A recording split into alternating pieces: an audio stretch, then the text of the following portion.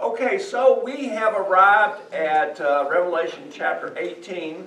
If you were not here with us last week, we looked at factions of the beast that John saw. Last week we looked at the religious beast that would be headed up by the false prophet. We also looked at the political beast that would be headed up by the Antichrist. And so tonight we're going to look at a different beast, a beast that is actually carrying a woman that the Bible calls a harlot. So this is commercial. This is a commercial machine or a commercial beast or being that will be very prominent during the time of the tribulation, but according to this chapter is going to be wiped out suddenly. If you were here Sunday, I covered this in part of my sermon. I chose some selective passages out of Revelation chapter 18 because I believe, and many of you know how I believe after my sermon on Sunday, but we're going to read it tonight and you tell me what you think. Who is this nation? I may be wrong, but you tell me after we read this tonight. There's a great nation, there's a commercial epicenter or megacenter of the world during this time that basically is pervasive and poisons the whole world.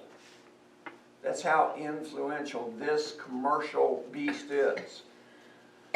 So at this time in our life, I think we are the most pervasive nation on this earth as far as information and technology and our lifestyle and our freedoms allow us to actually go into all the world, whereas Russia and China are huge nations with a lot of people, but they don't have the freedom to reach the other worlds. They're limited. As many of you know, China has been closed for many years. They have a closed door policy where we have an open door policy. So I don't know, but we'll read this tonight. But John is going to be given a vision of a great economic system that falls suddenly, that collapses suddenly during the end times. So let's read that now in Revelation chapter 18. Beginning in verse 1, it says, "After these things I saw another angel coming down from heaven, having great authority, and the earth was illumined with his glory. And he cried out with a mighty voice, saying, 'Fallen, fallen is Babylon the Great.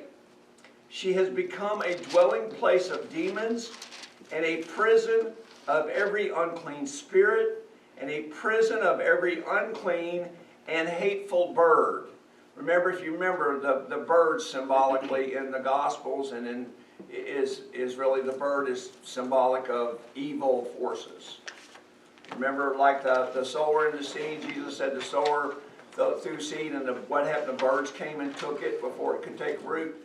So the birds are symbolically an evil force that tries to rob God's people or to rob God's word. So here he's just talking about there's demons, there's unclean spirits, there is vile and heinous things going on here that's in this nation that is so influential.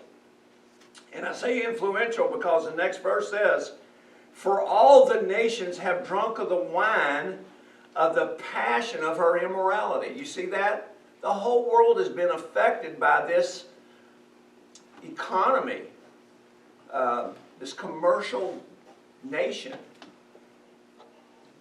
"And the kings of the earth have committed acts of immorality with her, and the merchants of the earth have become rich by the wealth of her sensuality."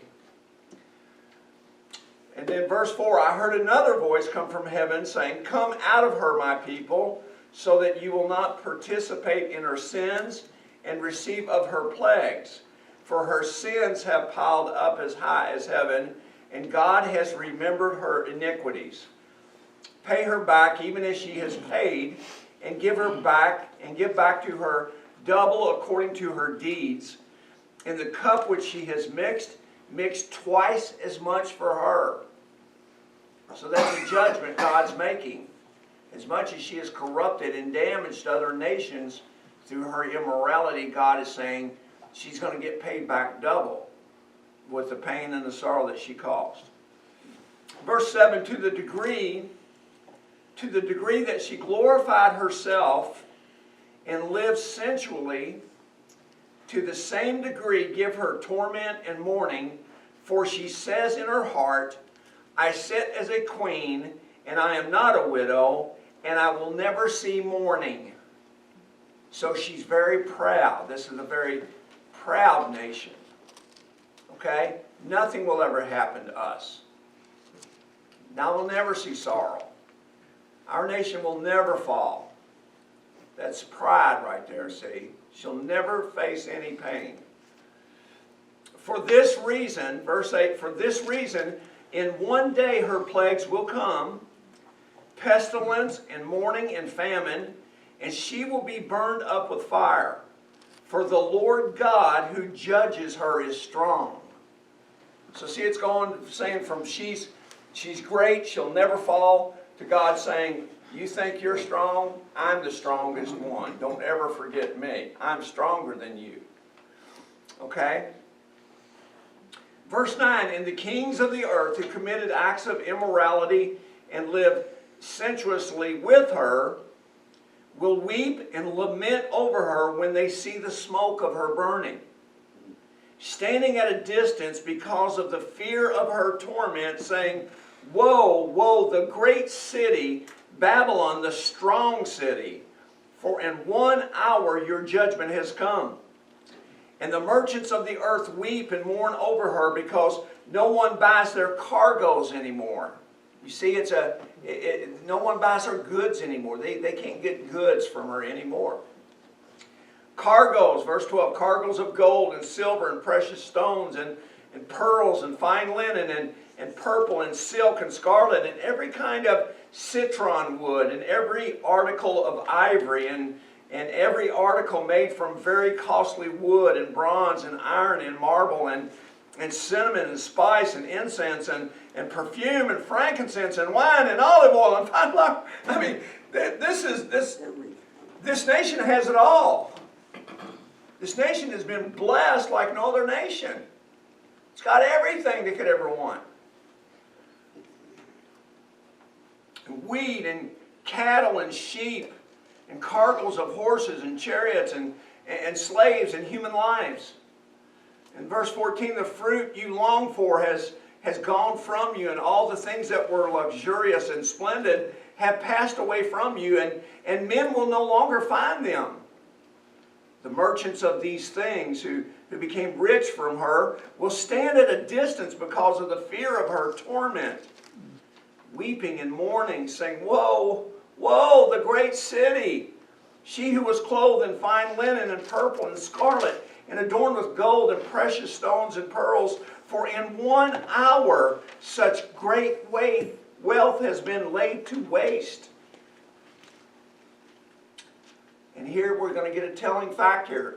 This is not the old Babylon. Babylon was a city in Baghdad that's not surrounded by the sea. It's an inland nation. Okay? But we're going to get a clue here. This is going to be a nation that is surrounded by waters. Verse 17. Verse 17, for in 1 hour such great wealth has been laid waste, and every shipmaster and every passenger and sailor, and as many as make their living by the sea, stood at a distance, and were crying out as they saw the smoke of her burning, saying, what city is like unto this great city? And they threw dust on their heads and were crying out, weeping and mourning, saying, woe, woe, the great city, in which all who had ships at sea became rich by her wealth, for in 1 hour she's been laid to waste.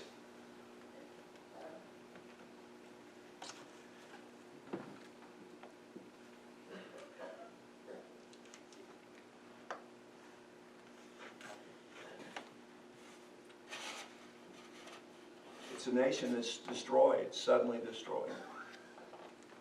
1 hour up in smoke.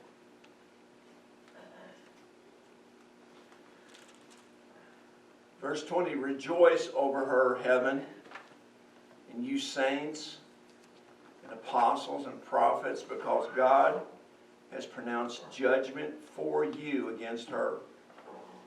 Then a strong angel took up a stone like a great millstone and threw it into the sea, saying, so will Babylon, the great city, be thrown down with violence and will not be found any longer.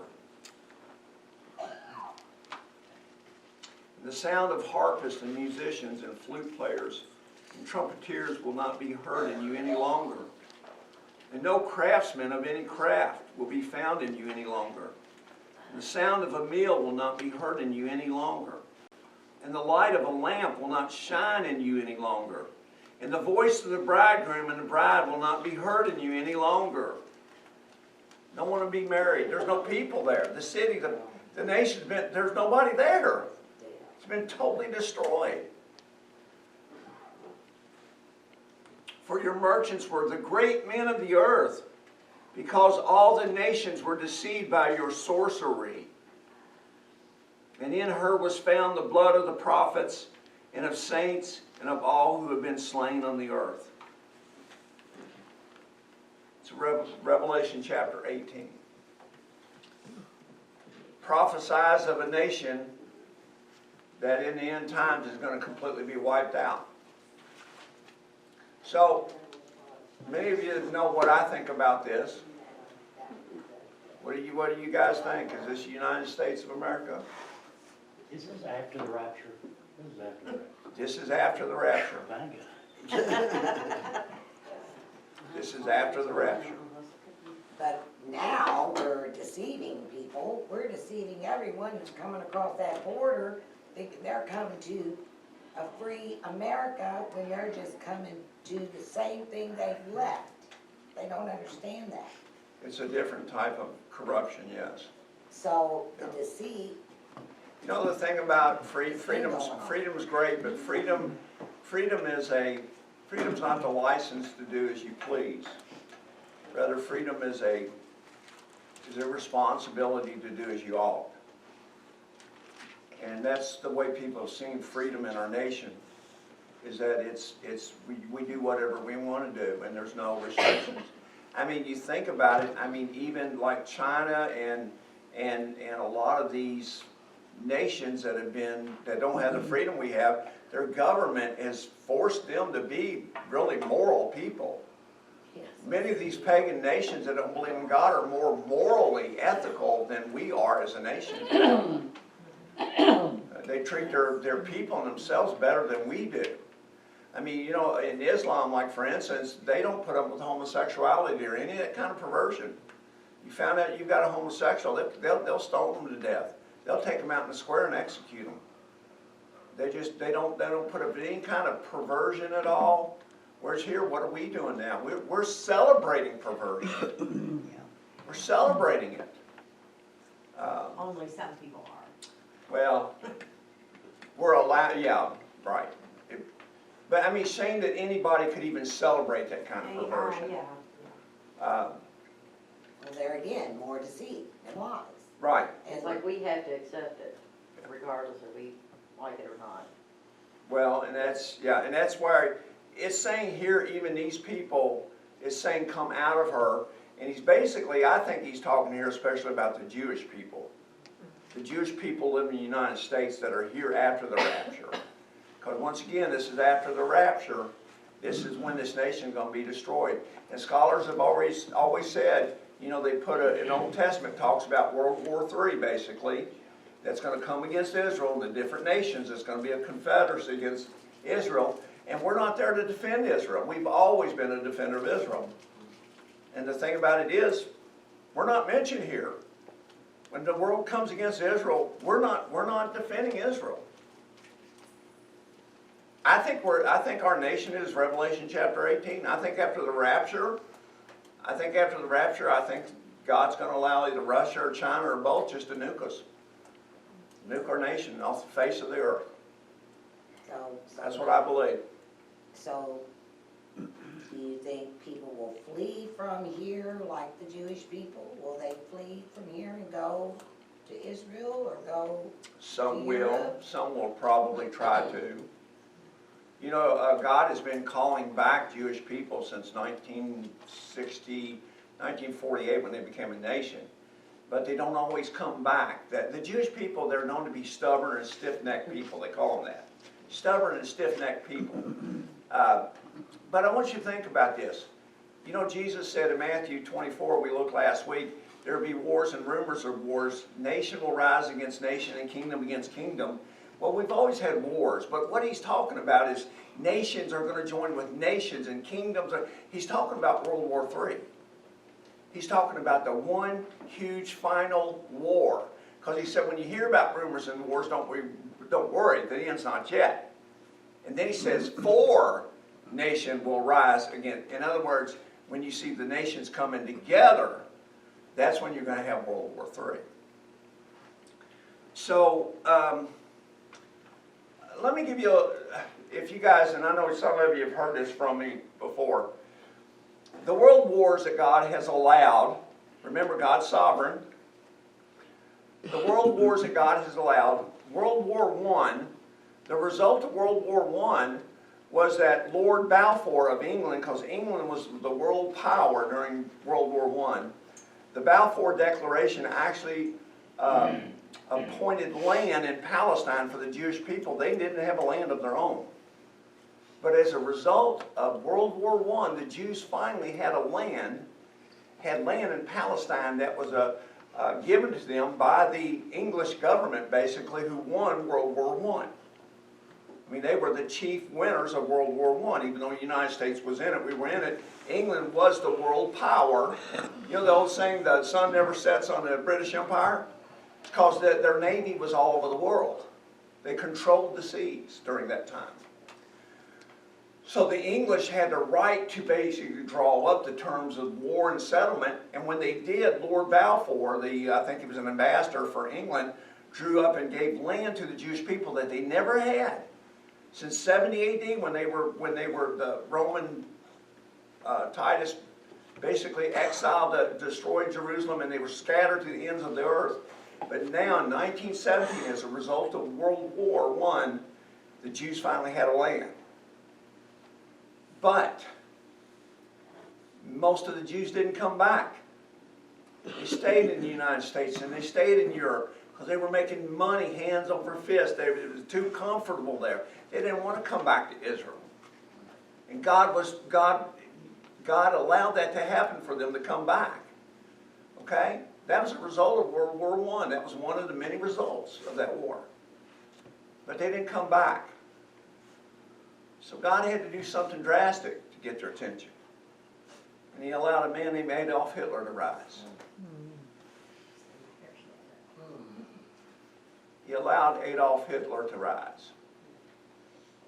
And as a result of World War II, the people were finally ready to go back to the land.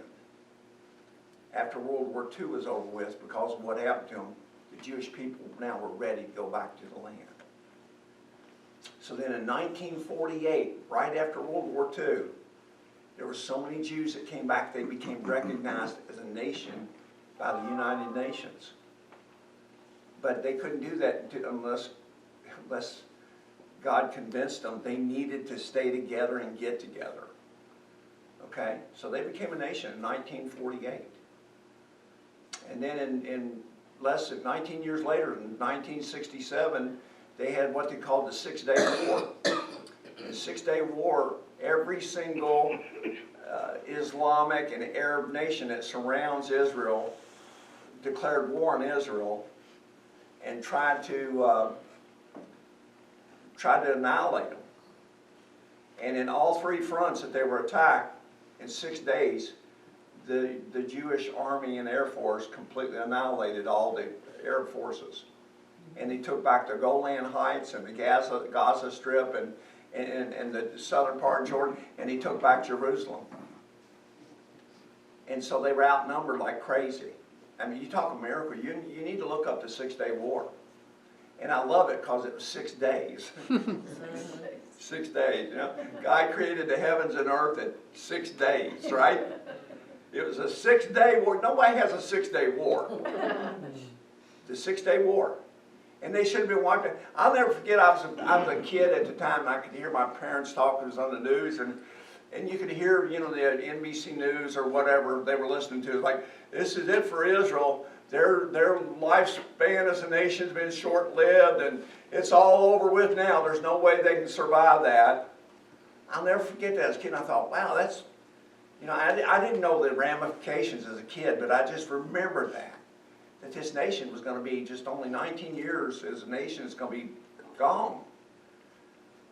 And then you find out later on, within 6 days, they not only survived, they took land back from the Arabs in 3 different areas. And the only other area they could go is Mediterranean Sea, so they couldn't take that back.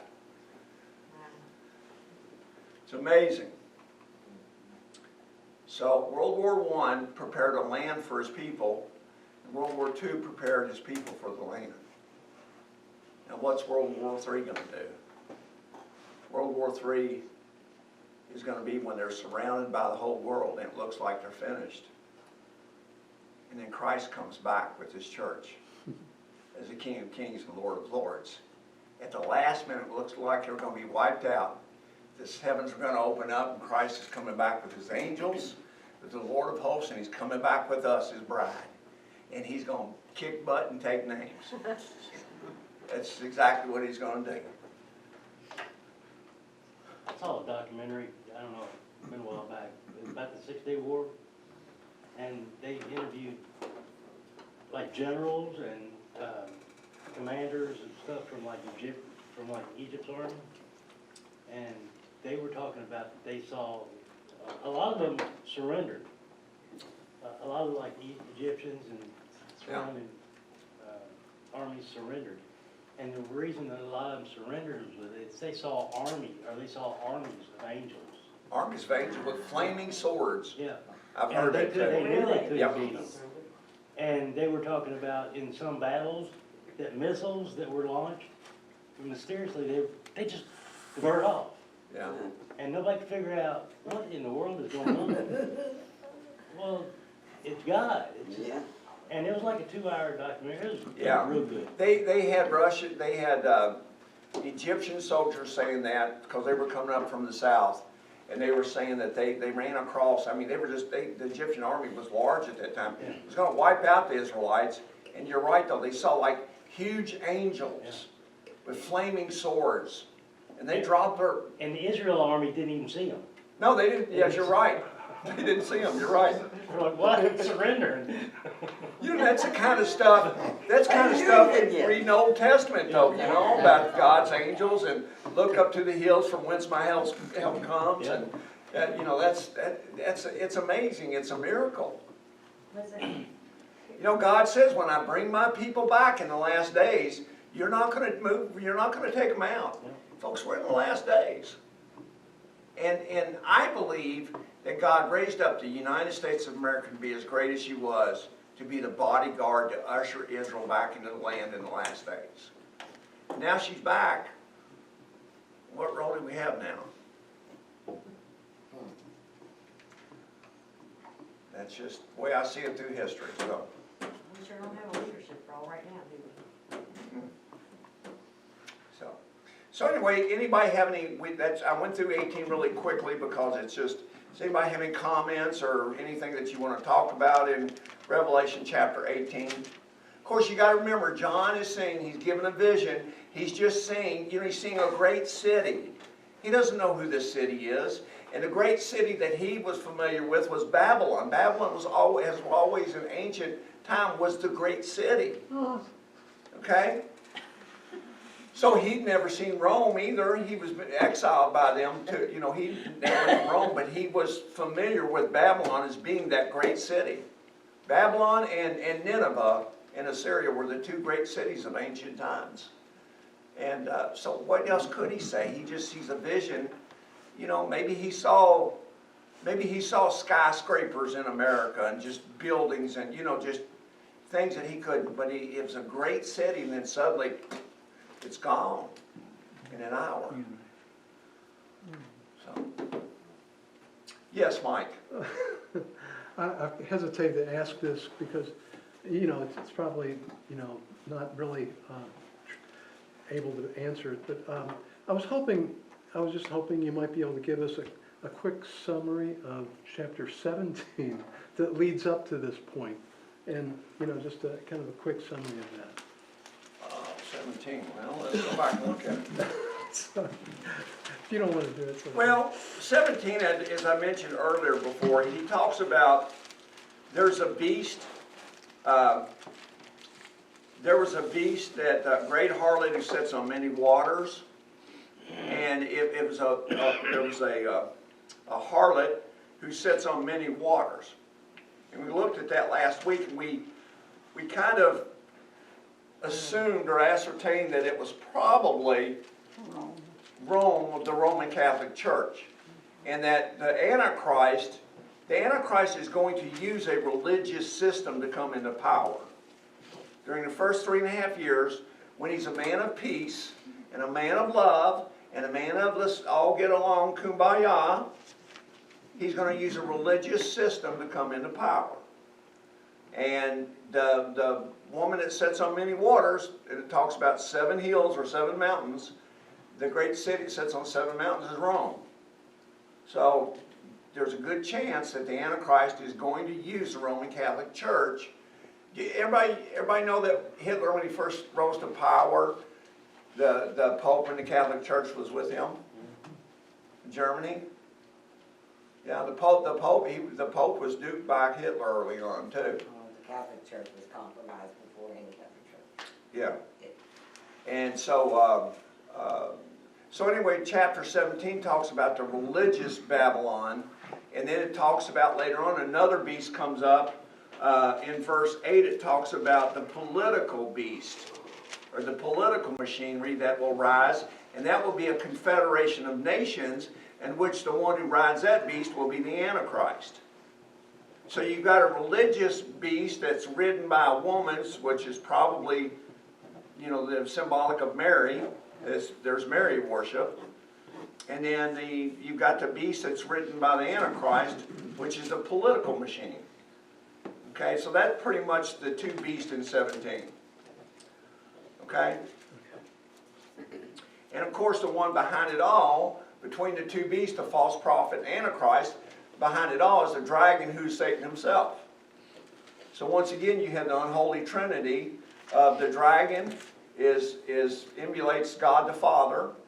Okay? The Antichrist emulates God the Son, and the false prophet emulates or imitates the Holy Spirit. So you have the unholy trinity working here. Satan tries to always copy what God does, because God's got a pretty good idea what he's doing. But Satan doesn't want to follow his plans, but he wants to imitate and do his own thing. So that's pretty much the summary of 17. thank you. You're welcome. Okay. Is everybody just dumbfounded by chapter 18? I mean, there's really not much to say. It's basically, it describes a nation in 1 hour. Folks, that can't be anything else but a nuclear attack. And as I mentioned Sunday in my sermon, in the last couple of weeks, I've run across this twice now. Both China and Russia now have something called hypersonic missiles.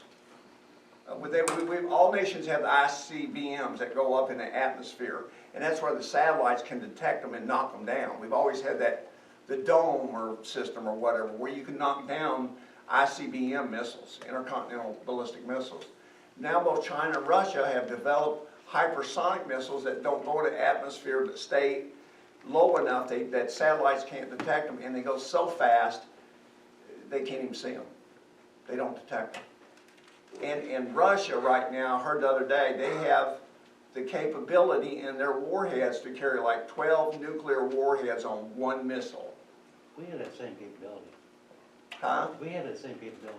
No, we don't. Well, yes, we do on nuclear missiles, we certainly do. But we don't have No, hypersonic. we don't have hypersonic. That's my Right, point. right. We don't have hypersonic. Hypersonic, right now, hypersonic, we have no Right, missile right. defense. I'm just talking about the nuclear. We have no missile defense against a hypersonic missile right now.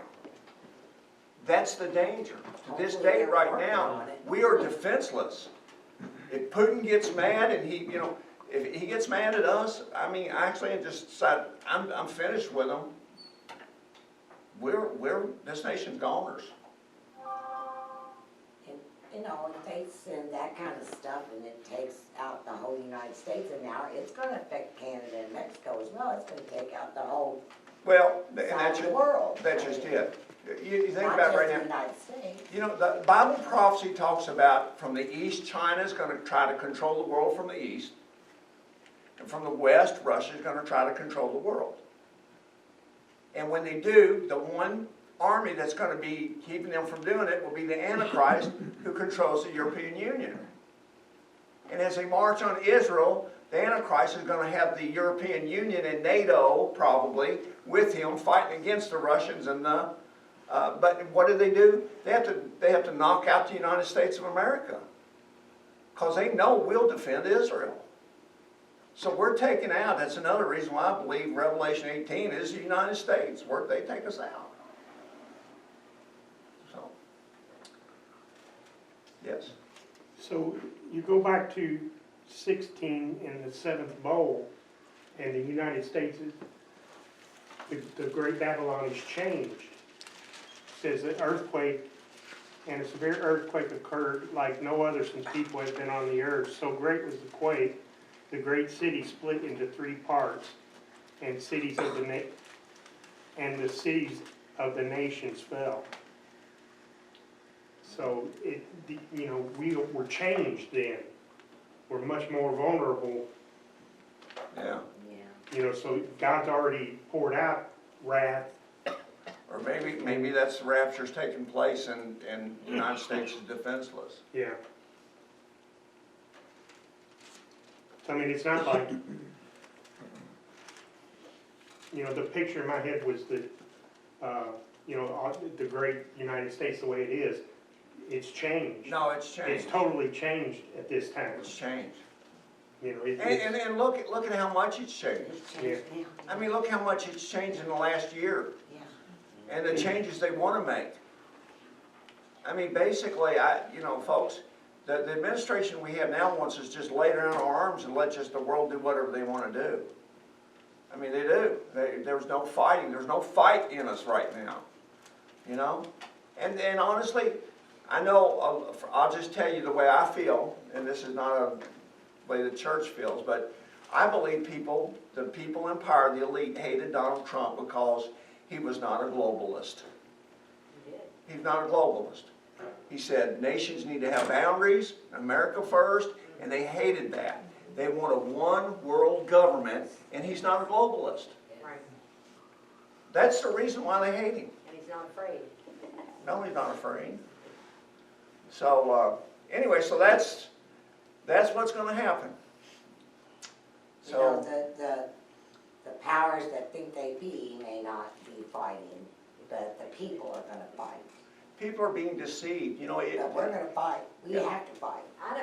See, I'm wondering, because I don't see that. I don't see anybody that says, I'm gonna fight. Well, We're not there. We have people, we're starting to see, because people have to wake up and understand. We're starting to. Yeah. There was a really amazing to me poll about, will you stand up and fight or will you just go along? Oh, It's kinda really? scary. Oh, well, some of us are gonna fight. You're gonna fight, or you fight? I'm fighting. But- Yes, ma'am. but the church is gone. Yeah, well, I mean, there's we're still some of us, gone. well, but I'm still saying there's still gonna be remnants of people left that Yeah. are gonna still believe and want to, try to defend. You're talking about after the rapture?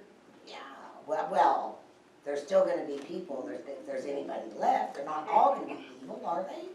Yeah, it takes Can you, all be, No. because, there's going to be moral people that will survive. I mean, people that are going to miss the rapture. There's going to be a lot of people that are on church rolls. And But then when they're gonna they be were like, never well, born again, they were never saved, they never really made Jesus the Lord of their life, they're still gonna be left behind. So, yeah, I mean, but they're gonna be good maybe they're moral gonna- people, Yeah, and then they're gonna be like, oh, well, maybe we should do it again. and they may decide to fight, but that's just it, that's the whole thing Jesus is saying is, you know, when he's talking about Matthew, he said, you'll hear of wars and rumors of wars, and, you know, there's gonna be violence, it's gonna be talking about, you know, is this nation gonna march? And he says, don't worry about it yet, but then when he says, but when nation rise against nation, and he talks about nations and kingdoms, he's talking about all types of government are going to war. That's world war. That's when he says, then you know the time is near. See? So, I don't know, it's gonna be hell on earth.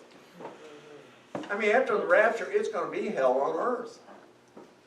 And people, and the thing about it, God says that in the Bible, he's gonna allow the false prophet to have the power to bring fire down from heaven, to do miraculous works and things. God's going to allow the devil and the false prophet to deceive people. That's why now's important, and we tell people, try to get as many people saved as we can. It's going to be a great deception. I mean, think of the Antichrist. He's going to be a man of peace. He comes in on a white horse, a man of peace with a bow with no arrows. He's a man of peace. Kumbaya, can't we all just get along? You know? And he's going to try to bring the whole world together after the rapture. You know, the world's going to be in confusion. And in the United States, think about the Christians that are gone. In the United States, I mean, it's going to be chaos here. And he's going to bring everybody together. We can do this. Man has the power to do that. You know, you know, how are they going to explain the rapture? That's what I want to know. How are they going to explain that? The aliens came and took us away because we're all narrow-minded. And they're going to reprogram our minds. Somehow they're gonna blame it on Trump. You're right. It's Trump's fault. So Trump's the leader of the aliens that took us out. So do y'all know in China right now that they've got everybody in, I don't know, one of them said they got everybody on lockdown? And you can hear there's videos of them screaming and hollering because they can't get food or water or anything, any necessities. People are dying left and right. Have y'all ever seen them videos?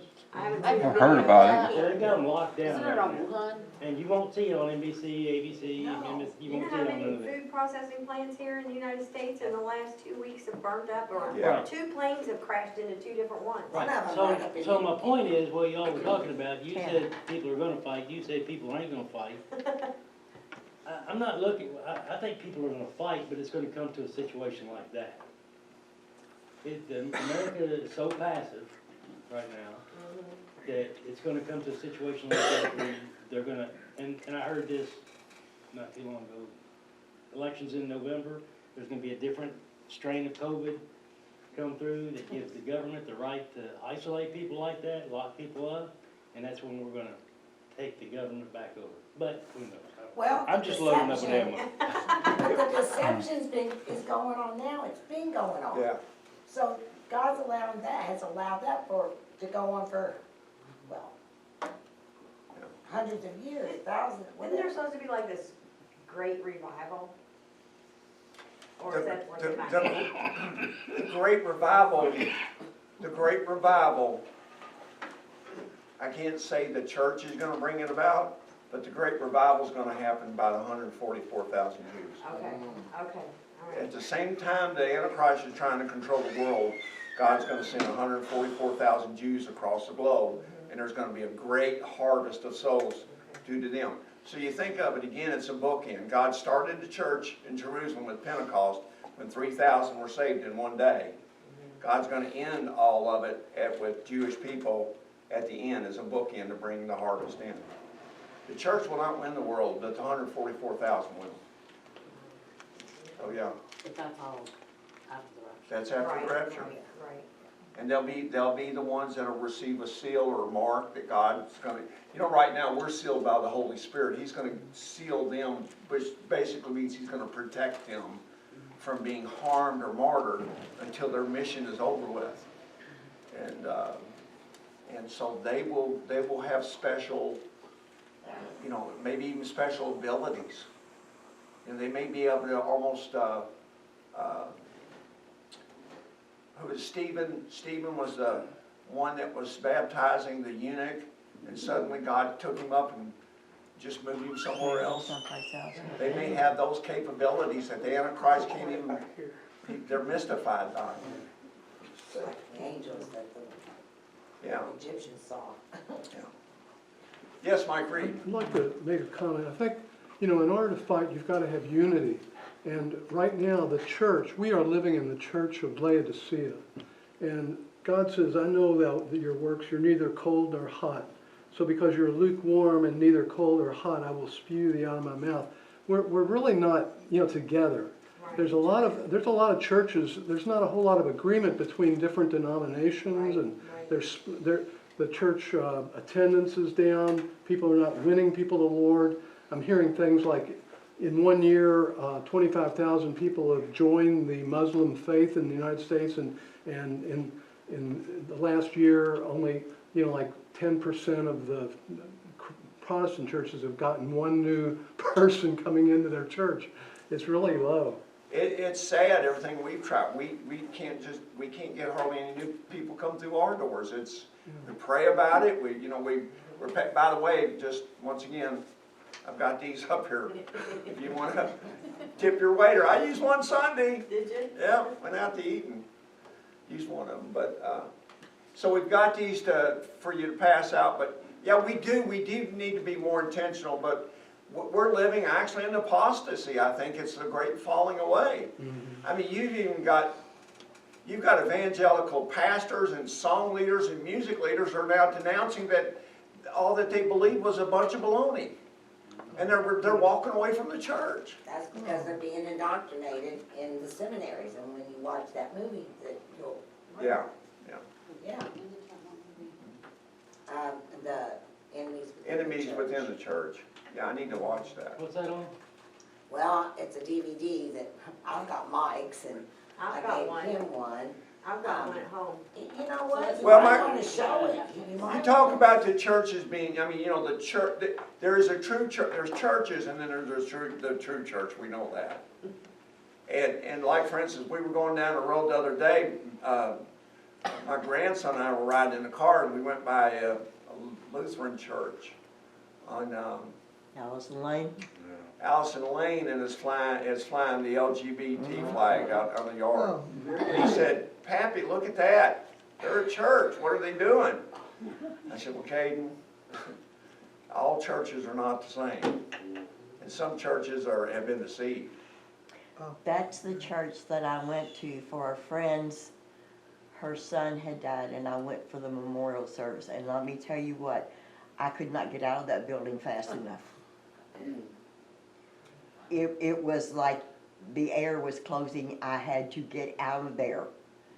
And not just out of the building, I had to get out of the park. I didn't feel better until I actually was on Allison Lane and going down. You know, I that's why felt like I couldn't breathe. Yeah. It was closing in on me. I had to get out of there. I feel like, I don't know if it's, like I've said this before to people and then they disagree with me, but I feel like in the past couple of years, probably the last 5 years, I feel like spiritual warfare has just gotten really rampant.